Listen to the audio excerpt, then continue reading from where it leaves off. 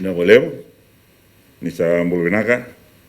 I'm very happy to join my counterpart from Papua New Guinea, Prime Minister the Honorable James Marape, at this press conference, joint press conference, to update the media and the public on the outcome of the bilateral meeting that we have just had. I want, on behalf of the government and the people of Fiji, to once again welcome the Honorable Prime Minister and his officials on this visit to Fiji. I have said many times to him and his group that it is very significant because it is the first visit by a head of government to Fiji after our general elections last year, and it underlines the recognition of the results of the election we had. It has come at an opportune time as Fiji prepares to welcome the forum leaders to the grand convening of the Pacific Islands Forum Leaders Special Retreat later this week in Denarau, Nadi.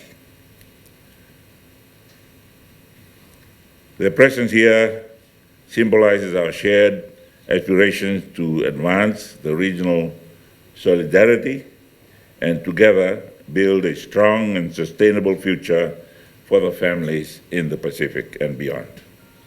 Fiji and Papua New Guinea, Honorable Prime Minister, have had a very long, cordial relationship, and is recognized through the profound history and the unique Melanesian culture and the historic links our two nations have shared since 1975. Today signifies yet another landmark achievement in our commitment to further strengthen the relations for bilateral or for the betterment of both the nations and promote Pacific's prosperity. Fiji attaches a great deal of importance to our relationship with Papua New Guinea, and we are steadfast in our commitment to take our bilateral cooperation to newer heights, Mr. Prime Minister. On behalf of the government and the people of Fiji, I take this opportunity to convey my earnest gratitude to you, Honorable Prime Minister, and the government and the people of Papua New Guinea for your continued support and cooperation, which has continued to grow from strength to strength. I'm pleased to state that our meeting today was an opportunity to further reassert our commitment to Pacific solidarity and to map up a way forward for stronger bilateral cooperation in the post-pandemic era. I note with interest the prospect for collaboration in our collective efforts on economic recovery, climate mitigation, peace and security, travel and investment, sports development, to mention a few. I mentioned to you in our bilateral discussion, we just passed a cabinet decision on furthering sports cooperation and sports competitions in the Melanesian Spearhead Group. I emphasize my full commitment to working closely with you, Prime Minister, to bring to fruition the deliberations we had today on advancing socio-economic development priorities and, most importantly, to uplift the lives of our people. I'm confident that together we will be able to achieve our common goals through deepening partnerships within the Melanesian Spearhead Group and the Pacific Islands Forum. I'm sincerely grateful to Prime Minister Marape for his unwavering support to renew PNG's cooperation with Fiji, and our deliberations today has reinvigorated our commitment in the Pacific Way on issues that matter most to our region. Fiji also appreciates PNG's commitment towards the development of our Pacific region through the collective priorities enshrined in the 2050 strategy for the Blue Pacific continent, a blueprint to advance Pacific regionalism for the next 3 decades as it articulates the region's long-term vision, values, and key thematic areas and strategic pathways. We look forward to our continued collaboration on the finalization of the 2050 Strategy Implementation Plan. In closing, Mr. Speaker, Mr. Prime Minister, sir, for your visit here, I wish you all the very best. I'm sorry you cannot come and enjoy Nandi with the rest of your leaders, our leaders in the Pacific, but once again I reiterate our thanks and gratitude that you are the first head of government to visit us.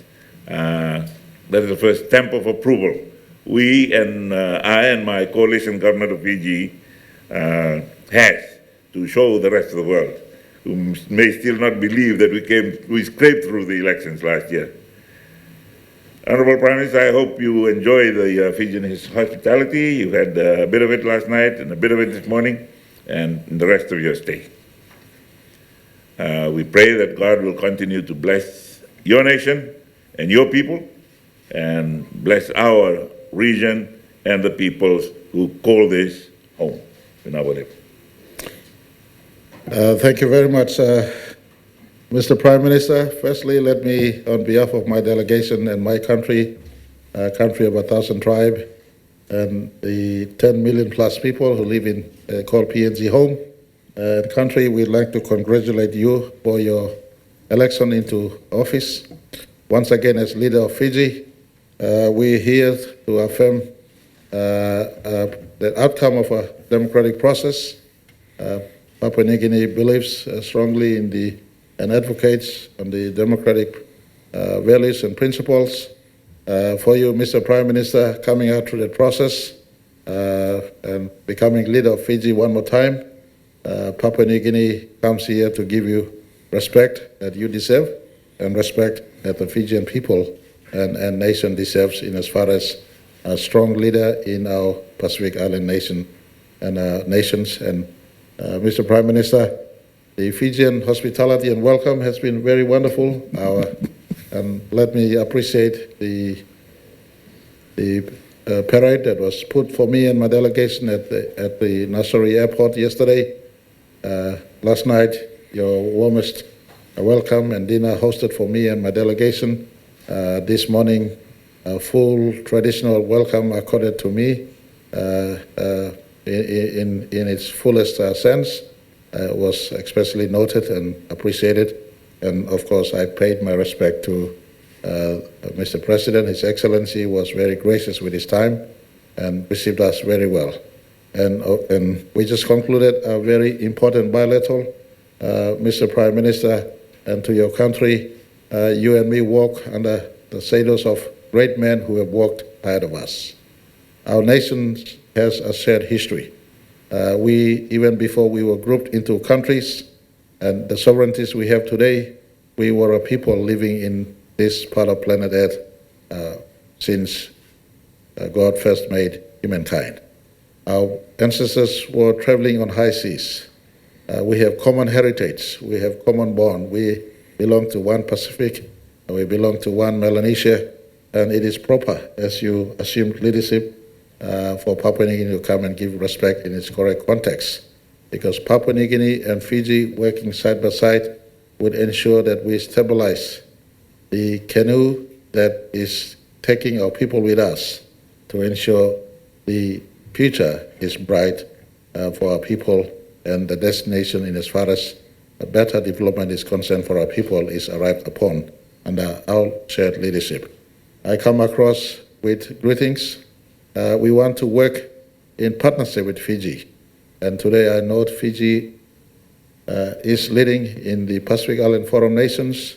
I come earlier than most in as far as the Pacific Island leaders are concerned. Mr. Prime Minister, you will have to excuse me. I will be traveling back tomorrow due to other issues I have back home. But me coming early is to give you that respect you deserve. I want to place on record our appreciation for your leadership personally. When you became Prime Minister, you went to Kiribati, a family who was out there. You brought Kiribati back into the fold as a sister brother nation. That showed maturity, that showed leadership. And I think you bring into the picture a strong senior leadership for our region. And Papua New Guinea stands ready to work in partnership as you once again lead your country, your people. We're ready and stand ready to offer our support and partnership at our nation-to-nation relationship, but also at our family of nation relationship in the greater Pacific. Today we had fruitful bilateral discussions. Our conversations rallied around our economic relationships and trade relationship, our people-to-people relationship, our cooperation and exchanges between our public servant and Fiji public servant, our defense force and Fiji defense force, our police and Fiji police, our businesses and Fiji businesses. If you combine Fiji and PNG, we are 11 million plus people in the corporations that we are binding between both nations. It will benefit and mutually prosper over 11 million people. When we extend beyond just PNG and Fiji, but look into Greater Melanesia, you're looking at close to 12 million people. And when we bring in rest of Pacific together, it is quite a big number. You're looking at 12 million people plus 13 million people. With the combined leadership of PNG and Fiji, together we will assist and shepherd Pacific into a future that is good for all of us. Our individuality exposes us to many threats we face in present times. Our exposure to climate change issues, our exposure to theft at high sea of our resources, our exposure to many vulnerabilities can be mitigated if we all stand together. And Fiji is big nation in the Pacific. PNG is big nation in the Pacific. When we are in agreement in matters like PACER Plus, when we are in agreement in matters like how we relate to World Trade Organization requirements, when we are in agreement on matters of environmental concern and climate change concerns, then the rest of Pacific come together and we are in unity to ensure our Pacific Island agendas are settled that benefits all of us together. Papua New Guinea and Fiji are great partners. Today's meeting consolidates these partnerships. We have offered land to Fiji to build their mission in Fiji, and we stand ready to assist Fiji. And I just want to at this time appreciate Prime Minister, His Excellency, the Honorable Sitiveni Rabuka. He gave indication that Fiji will reopen its office in PNG. We've given them land, and we will assist them, help build up a mission befitting of Fiji's standing in our region. And I just want to also appreciate Fiji indicating that as a land available for us to build a chancery here, we will reciprocate also by building a bigger, better mission here, and that will be symbolic to our shared past, but more importantly, an indication of our partnership to construct a better future for our children who will come after our time. Mr. Prime Minister, thank you very much for your hospitality. We're looking forward to you also visiting us in PNG, and if not sooner than on the margins of our 50th anniversary of independence coming up in 2025.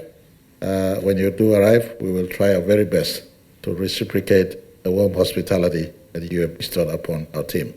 We thank you. We thank the Deputy Prime Minister, who's a very close friend of Papua New Guinea, worked and lived with us for many years. We congratulate him also for becoming Deputy Prime Minister of Fiji. We appreciate the ministers who were sitting with us on the table for our bilateral meeting. I look forward to, once again, coming back to Fiji in the future. But for the moment, thank you for this good, warm bilateral relationship. It affirmed one thing: Fiji and PNG has been together in the past, is here now, and will be together going forward into the future. Thank you very much. Thank you very much, Honorable Prime Minister Mr. Marape, and of course, Honorable Prime Minister Rabuka. Some very significant announcements there, and of course, the outcomes from our bilateral meeting held earlier this morning. We will now have an opportunity for questions. I will limit the questions this morning. Give an opportunity now to members of our media. Please state your name and your question for us. Thank you. Good afternoon, Prime Minister Marape, Prime Minister Rabuka. Good afternoon. My question is directed to Prime Minister Marape. Could you indicate your stance on the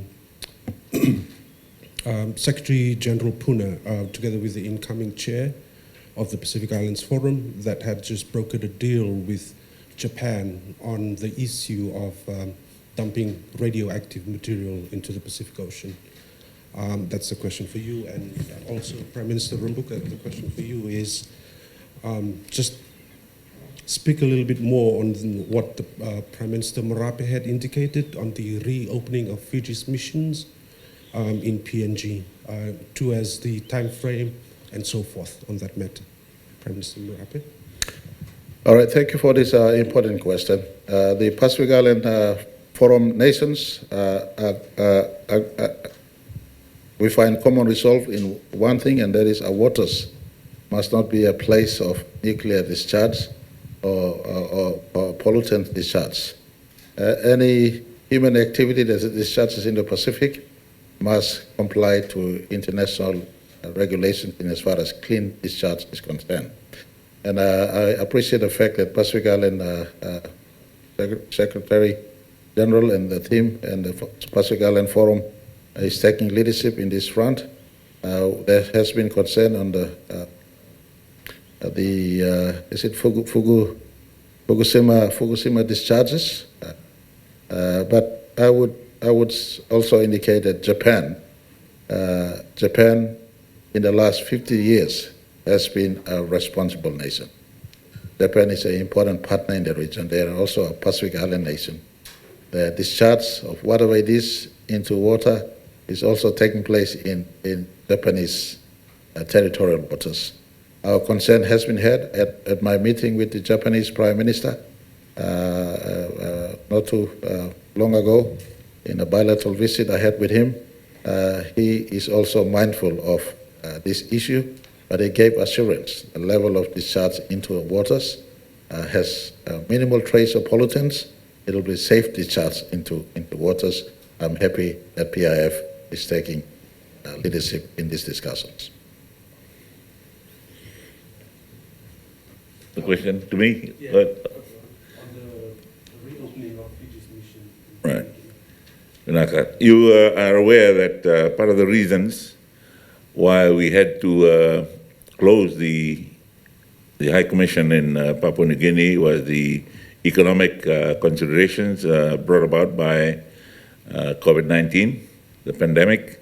Now that we are recovering from that, we are looking at almost immediately appointing a non-resident High Commissioner to begin the negotiations for the reopening, which can only be done after we have the new budget cycle in the middle of the year. So, yes, we are going to, and we're glad that we are able to reciprocate on the offer of land for our presence in Port Moresby, as well as a Papua New Guinea chancery here in Suva. Next question, please. Governor, sir, question for Prime Minister Marape. What is the, sorry, my name is Alipati, I'm from Fiji Village News. What is the reason for the fuel crisis in PNG, and also why foreign exchange was not being released to Puma Energy for importation of fuel into PNG? All right, good question. Our central bank, in as far as their monetary policy is concerned, has certain fiduciary requirements for those who trade and do business, especially those who are engaged in the business of importing and also exporting. They felt that Puma has some outstanding legal requirements to fulfill, and they were working through with Puma. there is, in them doing the role, Papua New Guinea Central Bank is totally independent from the executive government. We keep it that way so that they control the monetary policy at arm's length from our fiscal policy. So Central Bank is doing their work in trying to control what they feel are non-reported sort of aspect of trade and import. We allow them to do their job, but we're mitigating through that. Government is allowing Central Bank and asking them, give them the required forex order, allow them to import to their specifications whilst you work through your issues you feel is outstanding instead of making our people and economy suffer. Puma is a big importer of fuel into Papua New Guinea. We got 3 or 4 big importers. In the meantime, our other fuel companies are stepping in. But from latest I heard last night, Puma has been supplied adequate forex they need for the next order for imports. Bulavinaka, Honourable Prime Ministers, my question is to both you Honourable Members of Parliament. Just your thoughts on the lobbying of West Papua to gain full membership of the MSG. Mr. Prime Minister, if I could take this, West Papua has been an issue that has resurfaced many times in the margins of PIF meetings and engagements. From Papua New Guinea context, we sympathize with our Melanesians on the other side, but there are more Melanesians also on the other side than just West Papua. From my indications I've received, easily, possibly over 10 million Melanesians deep also into Indonesian sovereignty. At the moment, West Papua remains, for us, a part and parcel of the Indonesia. They've made many representations to us and to all Pacific Island nations. From PIF context, in a couple of PIFs that I attended, we acknowledge if there was any human rights issues, it will be dealt with from a human rights context. But in terms of sovereignty issue, West Papua from PNG context remains part of Indonesia, and we don't want to offset the balance and tempo. But again, matters belong to PIF, PIF matters. I speak from PNG context. Papua New Guinea ourselves, we have inside PNG right now a sovereignty issue. One part of our country in Bougainville has voted for independence. We have no right to talk about another country's sovereignty issue whilst we go through our own sovereignty matters. We share the same respect for the sovereignty of Indonesia. We also have similar cases existing in the Pacific territories. We have Micronesian communities in Fiji. We have Melanesian communities in Fiji, and their original home countries now respect the sovereignty of Fiji. But I'm sure they have people-to-people direct contact with them to enhance their livelihood here, and also promote or continue to promote their culture because of the heritage. And the same thing with the Melanesians of Indonesia. We must respect the sovereignty issue there because it could also impact on us if we try to deal with them as separate nations within a sovereign nation. So we must respect that. We'll have one final question before we move on to our gift exchange. Thank you. Thank you. Good afternoon, PM Marape. I'm Samantha Magic from Islands Business Magazine. I had a question. You referenced our recent election result, and you come from a democracy where coalitions are very much the norm and the tradition. And I wondered if you could just share your experience in terms of what makes for a successful coalition in your experience and observations. Fiji is evident here, standing here, a result of a successful coalition, in my view. It's just the same common parties, political parties finding common grounds to unite and for the cause of our people. So We've always had coalition governments. In the last election, unfortunately for many other parties, my party, the ruling Pangu Party, emerged strongly after the elections, but you always need coalition partners to partner and work with you. That's fundamental, and I think Fiji has shown experience also. Need others to support and give number. In democracy, majority number gives you the ability to run government.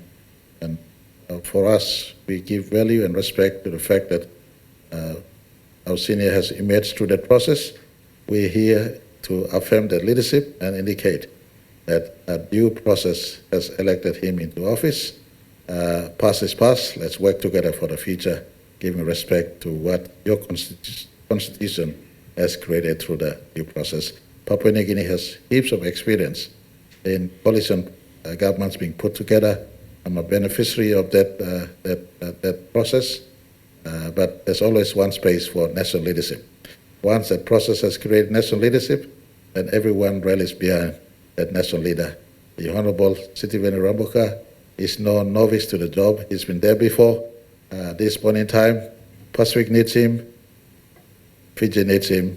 Let's rally behind a leadership that is back at work.